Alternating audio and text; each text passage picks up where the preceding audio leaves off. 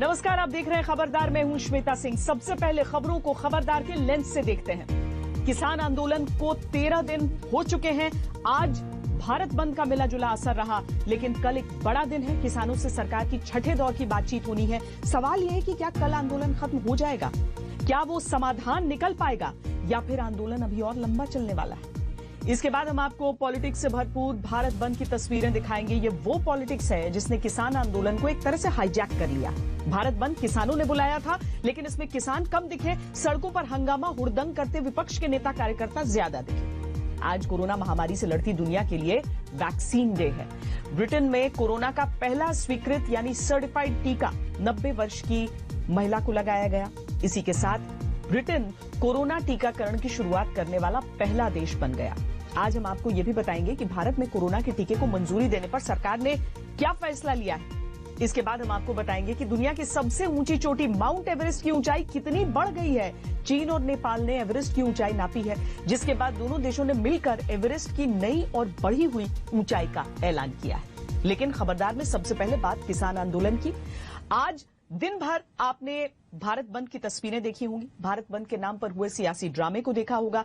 लेकिन कब तक ऐसी राजनीति चलेगी और कब तक यह आंदोलन चलेगा? भारत बंद के बाद अब आगे क्या होगा? क्योंकि बंद से कोई रास्ता नहीं निकलेगा। अगर कोई रास्ता निकलेगा तो बातचीत से निकलेगा, और ये बातचीत कल होने वाली है। किसान पीछे हटने को तैयार नहीं है। सरकार भी भरोसा दे रही है कानूनों में कोई कमी नहीं, कानून किसानों के भले के लिए ही बनाए गए हैं।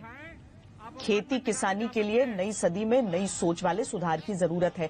दोनों पक्षों के अपने अपने स्टैंड के बीच सवाल यह है कि बीच का रास्ता निकालने और आंदोलन खत्म करने के लिए अपने अपने रुख से कौन कितना कितना पीछे हटेगा और कितना झुकेगा।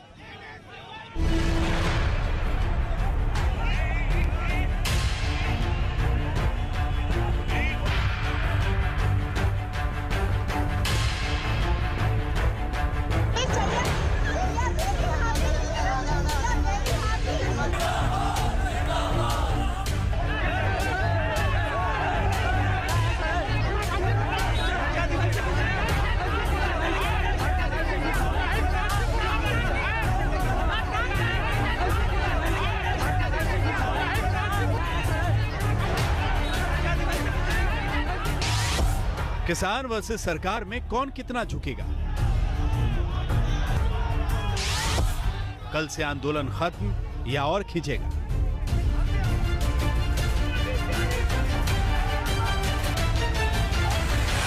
मुद्दे सारे यही हैं, जो मसले हैं, इन मसलों का समाधान कैसे निकले। अमित शाह भी एक बड़े कद्दावर लीडर है और सरकार में एक अच्छी पोजीशन पे है, तो बीच बचाव में आना चाहिए।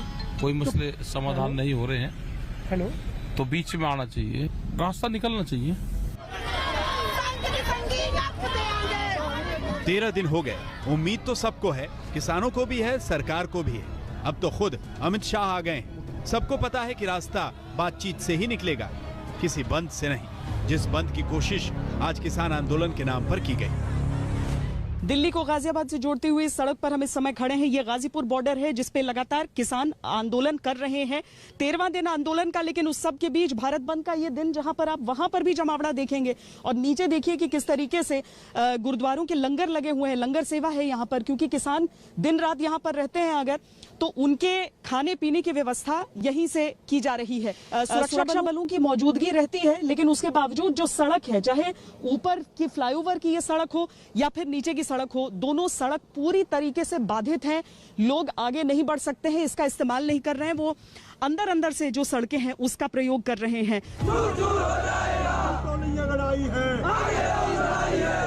ये बंद कितना कामयाब रहा, कितना नाकाम?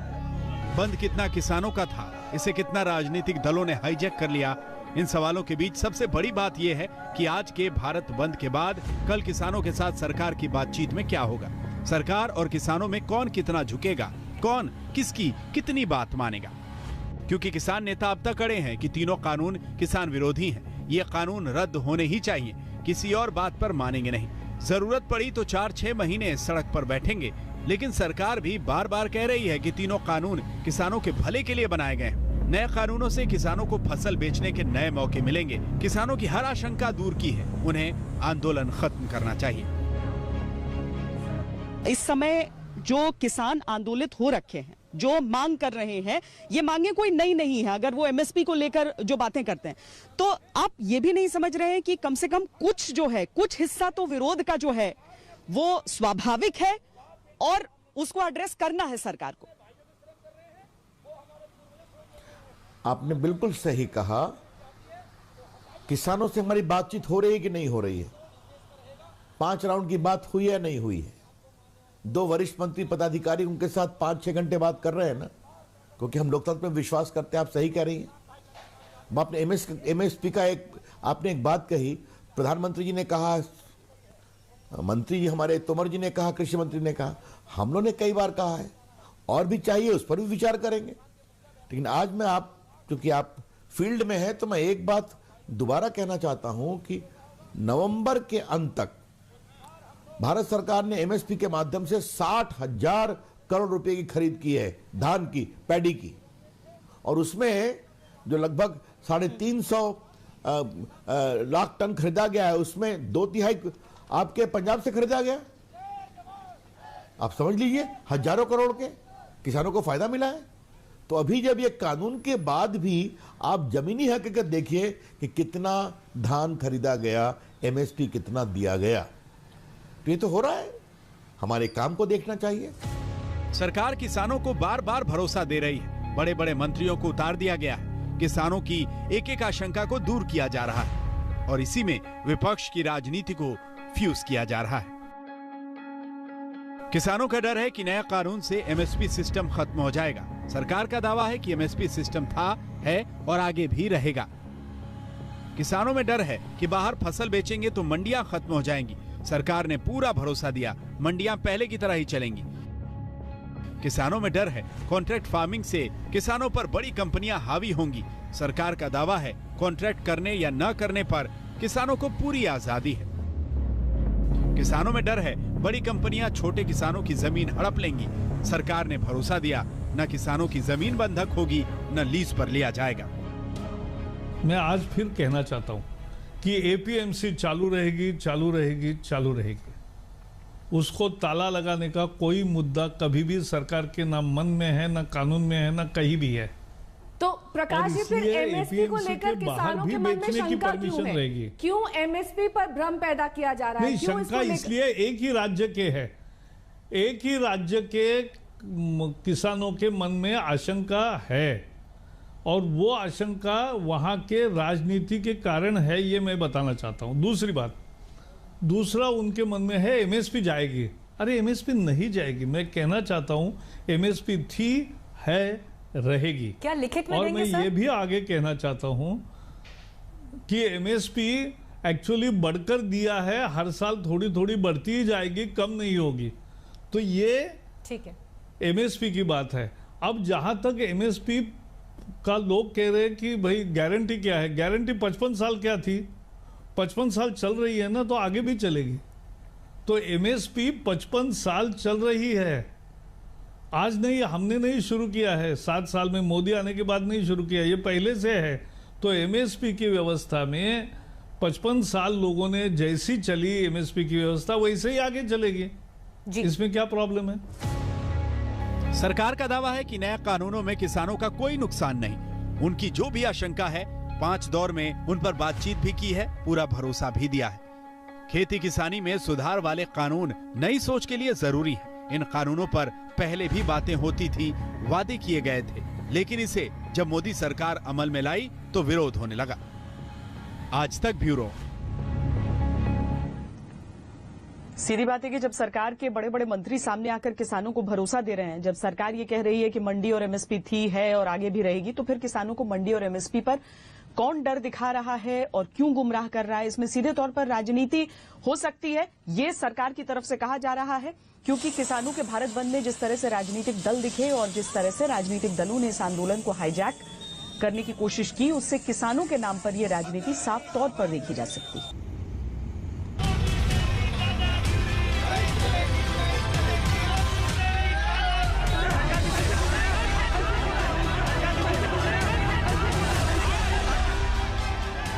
किसानों के आंदोलन में किस तरह से अपनी नेतागिरी चमकाई गई, ये भारत बंद की तस्वीरों से बिल्कुल साफ हो गया।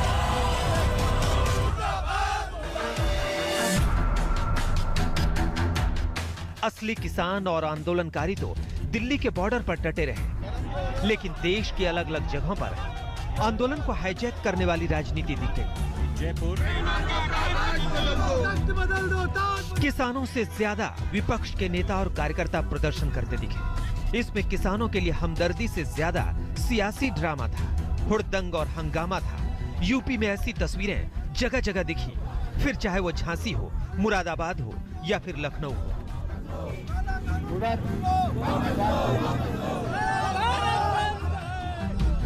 इसी तरह का हंगामा जयपुर और पटना में देखा गया। जयपुर में बीजेपी और कांग्रेस के कार्यकर्ता भिड़ गए। पटना में भी विपक्ष ने बड़ा हंगामा किया। दिल्ली बॉर्डर पर भीम आर्मी के कार्यकर्ताओं ने हंगामा किया और इन्हें रोकने के लिए पुलिस को बड़ी मशक्कत करनी पड़ी। विपक्ष की इसी राजनीति के खिलाफ सरकार ने भी मोर्चा खोल दिया। विपक्षी दल जो भारत के संविधान की मर्यादा में भारत की जनता का वोट पाकर सरकार बनाने में असमर्थ रहे, आज वो हंगामा कर रहे हैं ताकि भारत जो प्रगति पथ पर चल पड़ा है उस पर वो अंकुश लगा सके। सभी विपक्षी दलों के कार्यकर्ताओं ने जिस प्रकार से हुड़दंग मचाया, जिस प्रकार से उन्होंने कानून व्यवस्था को कहीं ना कहीं ध्वस्त करने का दुस्साहस किया, उसका चित्र आपने स्वयं दिखाया है।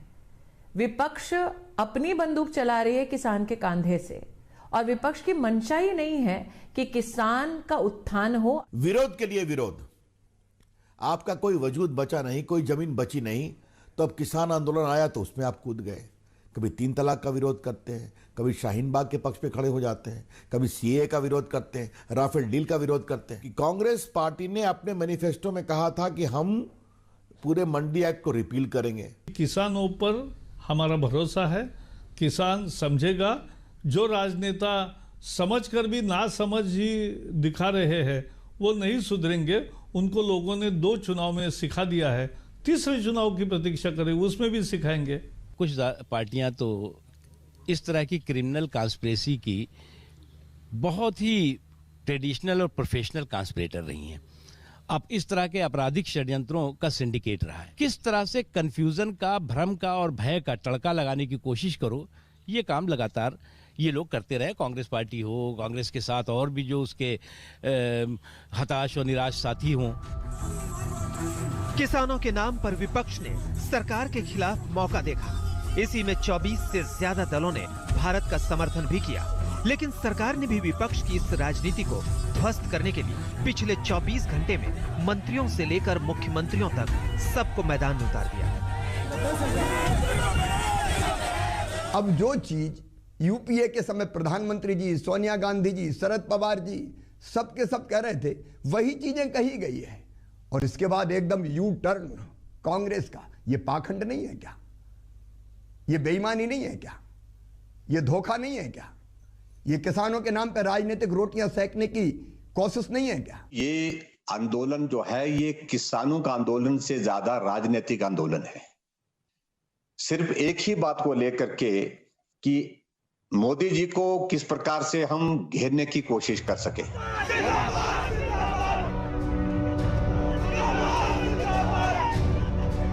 सरकार लगातार कह रही है कि विपक्ष मोदी विरोध में इस आंदोलन को हवा दे रहा है। अपनी राजनीति को चमकाने के लिए किसानों के आंदोलन में कूद गया है और खेती किसानी में सुधारों पर किसानों को भड़का रहा है, जबकि पहले इन्हीं सुधारों की बात विपक्ष के नेता कहते रहे। अब जब मोदी सरकार ने यही लागू किया तो विरोध कर रहे हैं। हम तो किसी पे निशाना साध रहे। हमने तो एक बात की, किसानों की मांग का समर्थन करें, क्योंकि उनकी मांग जायज है। सरकार को उनकी बात माननी चाहिए और ये बंद कामयाब है। देखिए, ऐसा है कि हमने अपना नैतिक समर्थन भारत बंद को दिया था। हम कोई जोर जबरदस्ती चीजें बंद कराने के पक्षधर नहीं है। 65% भारत के 90 करोड़ लोग आज इस आशंका में जी रहे हैं कि अगले साल से वो अपनी जिंदगी कैसे चलाएंगे। इस परिस्थिति में क्या बाकी लोगों का ये फर्ज और उत्तरदायित्व तो नहीं बनता कि उनका समर्थन करें। किसान आंदोलन पर इस राजनीति के बीच भारत बंद का मिला जुला असर रहा। 25 राज्यों में करीब 10,000 जगहों पर धरना प्रदर्शन हुआ। दुकानें और बाजार बंद करवाने की कोशिश की गई, लेकिन कई जगहों पर ये कामयाब रहा तो कई जगहों पर बंद फेल भी हो गया। तो देशव्यापी हड़ताल का बुलावा जरूर है, लेकिन ये दिल्ली के एक सामान्य बाजार की तस्वीर हम आपको दिखा रहे हैं। लाजपत नगर में हम इस समय मौजूद हैं। सारी दुकानें यहाँ पर खुली हैं, कहीं पर कोई भी ऐसा असर नहीं दिख रहा है कि भारत बंद का असर हो। इस बंद वाली राजनीति से अलग आंदोलनकारी किसान दिल्ली के बॉर्डर पर डटे रहे, खासतौर पर सिंघू और टिकरी बॉर्डर जो पंजाब से आए आंदोलनकारी किसानों का ग्राउंड जीरो है। दादा क्या मांगे हैं आप लोगों की, क्या चाहते हैं आप लोग? जेड़े 3 कानून वापस किया जाए, कानून वापस लिया जाए, उससे कम पे नहीं मानेंगे। नहीं कम। कल बातचीत होनी है, किस तरह की उम्मीद कर रहे हैं आप लोग? उम्मीद तो बहुत कम रह गई है कि ये किसानों को तारीख पर तारीख दे रहे हैं ताकि किसान आंदोलन कमजोर हो जाए और किसान धरने से हटके घर चला जाए। भारत बंद में किसान तो किनारे ही रहे, उनके भारत बंद को विपक्ष ने लपक लिया। भारत बंद के नाम पर सियासत का काम बन गया, लेकिन किसानों का काम कब बनेगा, आंदोलन का समाधान कैसे निकलेगा, इसका सबको इंतजार है। आज तक एक ब्रेक के लिए रुक रहे हैं। ब्रेक के बाद जब लौटेंगे तो आपको दिखाएंगे कि दुनिया की पहली कोरोना वैक्सीन लग गई है। रहिए खबरदार। आखिर वो शुभ घड़ी आ गई जिसका पूरी दुनिया को इंतजार था। दुनिया भर में लाखों लोगों की जान ले चुकी कोरोना महामारी के अंत की शुरुआत हो गई है। ब्रिटेन में आज से कोरोना टीकाकरण की शुरुआत हुई। ब्रिटेन की 90 साल की मार्गरेट कीनन दुनिया का पहला सर्टिफाइड कोरोना टीका लगवाने वाली पहली व्यक्ति बन गई हैं। उन्हें यह लंदन के कोवेंट्री अस्पताल में लगाया गया। पिछले हफ्ते ही ब्रिटेन फाइजर के टीके को इमरजेंसी इस्तेमाल की इजाजत देने वाला दुनिया का पहला देश बना था और अब ब्रिटेन दुनिया का पहला देश बन गया है जिसने कोरोना का स्वीकृत किया गया टीका लगाना शुरू कर दिया है। अपने इतिहास के सबसे बड़े टीकाकरण अभियान की शुरुआत करने वाला ब्रिटेन अगले एक हफ्ते के दौरान 8 लाख लोगों को कोरोना का टीका लगाएगा, जहां सबसे पहले 80 वर्ष से अधिक उम्र के बुजुर्गों और हेल्थ केयर वर्कर्स को टीका लगाया जाएगा। आज का दिन ब्रिटेन ही नहीं बल्कि पूरी दुनिया के इतिहास में दर्ज हो गया। ब्रिटेन ने इसे वैक्सीन डे यानी वी डे का नाम दिया।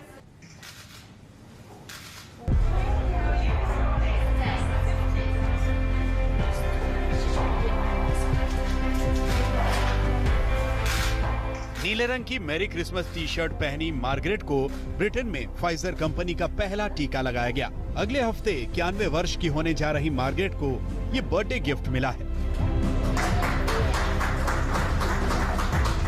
WHO द्वारा दुनिया के इस पहले सर्टिफाइड टीके के साथ दुनिया में कोरोना वायरस महामारी के खात्मे की शुरुआत हो गई।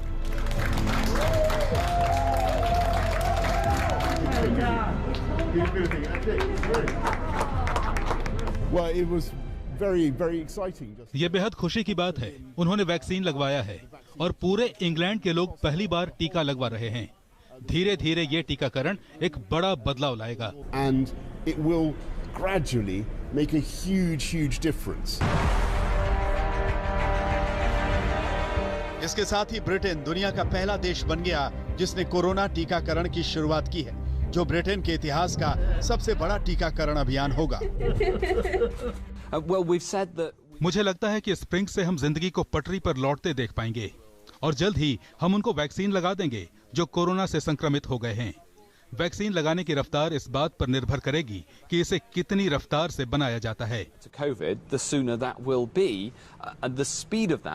is determined by how fast the manufacturers can produce the vaccine. European देशों में ब्रिटेन कोरोना से सबसे ज्यादा प्रभावित देश है, जहां इस वायरस से 61,000 से ज्यादा मौतें हो चुकी हैं, जिसे रोकने के लिए ब्रिटेन ने फाइजर के टीके के इमरजेंसी इस्तेमाल की इजाजत सबसे पहले दी। टीकाकरण अभियान में ब्रिटेन के 50 अस्पताल शामिल हैं। टीका लगाने के दौरान 80 साल से ज्यादा उम्र के बुजुर्गों, डॉक्टरों और हेल्थ वर्कर्स को प्राथमिकता दी जा रही है। पहले हफ्ते में 8 लाख लोगों को टीका लगाया जाएगा। लंदन में रहने वाले भारतीय मूल के 87 वर्षीय हरि शुक्ला दुनिया के उन चुनिंदा लोगों में शुमार होने वाले हैं जिन्हें सबसे पहले कोरोना का टीका लगाने के लिए चुना गया है। ये बेहद सुकूनदायक बात है। हमने जैसे ही सुना कि वैक्सीन लगने वाली है तो ख्याल आया कि अब शायद ये महामारी खत्म हो जाएगी। मैं खुद को बेहद सौभाग्यशाली मान रहा हूँ। मंगलवार को मुझे फोन पर यह सूचित किया गया कि मैं भी इस वैक्सीनेशन का हिस्सा हूँ।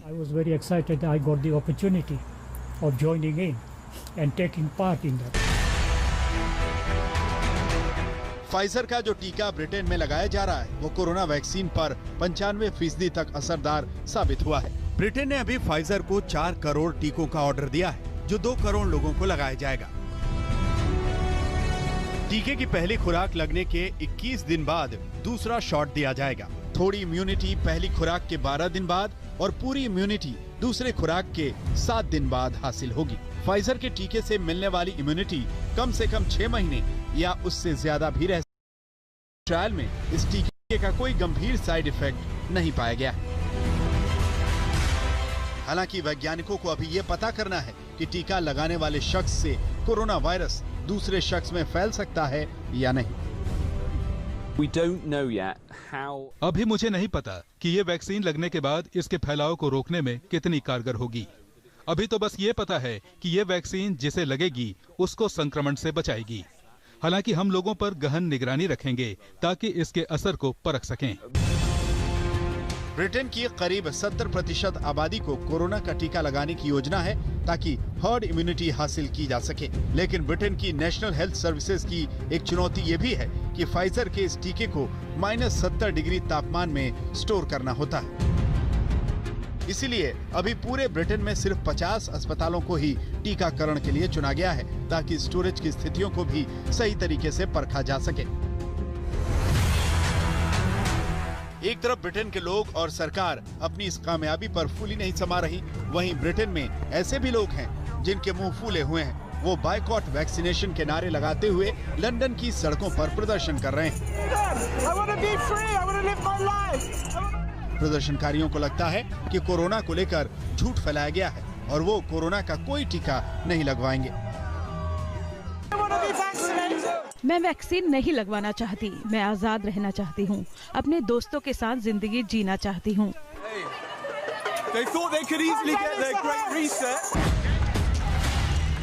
यानी ब्रिटेन में टीके का स्वागत और विरोध दोनों हो रहा है। लेकिन अच्छी बात यह है कि ब्रिटेन के बाद अब भारत समेत दुनिया के तमाम देशों में टीकाकरण की शुरुआत में ज्यादा देर नहीं है। हालांकि किसी को भी ये नहीं भूलना चाहिए कि दुनिया को कोरोना फ्री होने में लंबा वक्त लगेगा और तब तक सावधानी ही बचाव है। लंदन से लवीना टंडन, आज तक।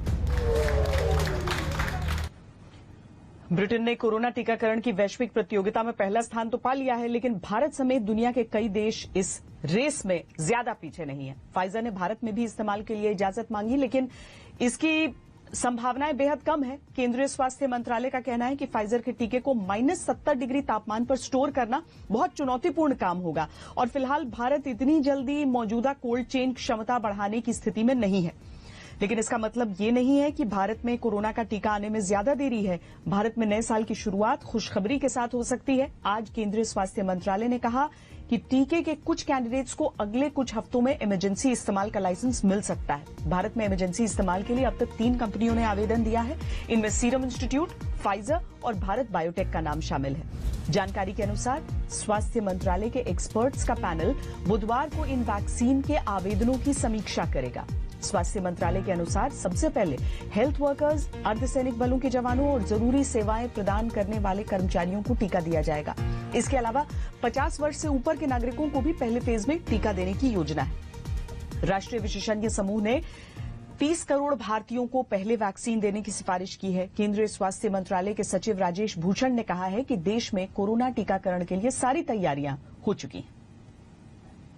पहली वैक्सीन है कोविशील्ड। ये चिंपैंजी एडिनो वायरस के प्लेटफॉर्म पर आधारित है। Serum institute of India Pune द्वारा मैन्युफैक्चर की जा रही है और इन्होंने इमरजेंसी यूज ऑथराइजेशन के लिए आवेदन दिया है। दूसरी वैक्सीन कोवैक्सिन है। ये इनएक्टिवेटेड वायरस के प्लेटफॉर्म पर है।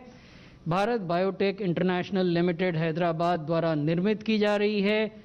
इन्होंने भी आवेदन दिया है इमरजेंसी यूज ऑथराइजेशन के लिए। So there are multiple vaccine candidates in different stages of development and some of them may get licensed in the next few weeks. Reports के अनुसार सीरम इंस्टीट्यूट जल्द ही केंद्र सरकार के साथ समझौता कर सकता है। सीरम इंस्टीट्यूट की कोवैक्सीन की एक डोज की कीमत 250 रुपए हो सकती है। सूत्रों के अनुसार सीरम इंस्टीट्यूट शुरुआत में कोवैक्सीन की 6 करोड़ डोज उपलब्ध करवाएगा। अगर सरकार सीरम इंस्टीट्यूट को इमरजेंसी इस्तेमाल की इजाजत देती है तो जनवरी में भारत में टीकाकरण की शुरुआत हो जाएगी, जिसके संकेत प्रधानमंत्री नरेंद्र मोदी भी दे चुके हैं। बहरहाल अगली खबर का रुख करते हैं। नेपाल में 2015 में आए भूकंप के बाद ये अटकलें लगाई जा रही थीं कि दुनिया की सबसे ऊंची पर्वत चोटी माउंट एवरेस्ट की ऊंचाई घट गई है। अब ऐसी सारी अटकलों पर विराम लग गया है, क्योंकि माउंट एवरेस्ट की ऊंचाई पिछली बार के मुकाबले 86 सेंटीमीटर बढ़ गई है, जिसका ऐलान चीन और नेपाल ने संयुक्त रूप से किया। अब माउंट एवरेस्ट की नई ऊंचाई 8,848.86 मीटर है।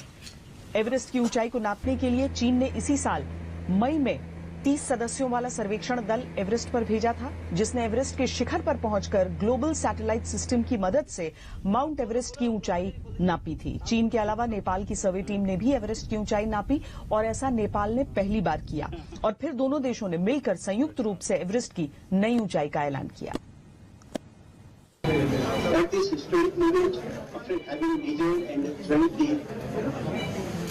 Also, the survey data by the respective survey departments of our two countries.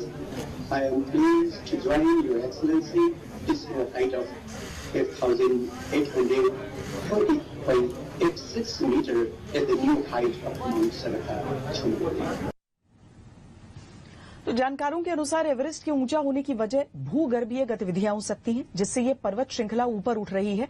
Survey of India ने 1954 में माउंट एवरेस्ट को नापा था, तब इसकी ऊंचाई 8,848 मीटर बताई गई थी, जिसे पूरी दुनिया में मान्यता मिली हुई थी। यानी पिछले 66 वर्षों में एवरेस्ट 86 सेंटीमीटर ऊंचा हो गया है। वैसे एक दिलचस्प बात यह भी है कि अब तक चीन दुनिया भर में मान्य एवरेस्ट की ऊंचाई 8,848 को नहीं मानता था और इसे 4 मीटर कम करके आंकता था। चीन ने इससे पहले 1975 और फिर 2005 में माउंट एवरेस्ट की ऊंचाई नापी थी। चीन ने एवरेस्ट की ऊंचाई तब 8,844.43 मीटर बताई थी। हालांकि इस बार के नाप में स्नो कैप यानी बर्फ की चोटी को भी शामिल किया गया है। रुक रहे हैं ब्रेक के लिए, आप रहिए खबरदार। रूस में एक पटाखा फैक्ट्री में आग लगने के बाद पूरी रात आसमान में आतिशबाजी होती रही, जिसका एक वीडियो रूस की सरकार ने जारी किया। इसमें आसमान में रॉकेट उड़ते देखे जा सकते हैं। आतिशबाजी इतनी ज्यादा थी कि फायर फाइटर्स दूर भागने लगे। ये आग रूस के शहर रोस्तोव में रविवार की रात को लगी थी। इस आग में पटाखा फैक्ट्री जलकर खाक हो गई, लेकिन गनीमत ये रही कि कोई हताहत नहीं हुआ।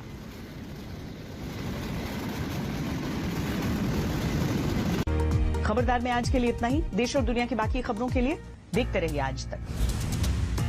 नमस्कार, मैं हूं अंजना ओम कश्यप। हमें उम्मीद है ये वीडियो आपको पसंद आया होगा। लेटेस्ट खबरों के लिए यूं ही देखते रहिए आज तक और इस वीडियो के पसंद आने पर लाइक, शेयर एंड सब्सक्राइब करना ना भूलें।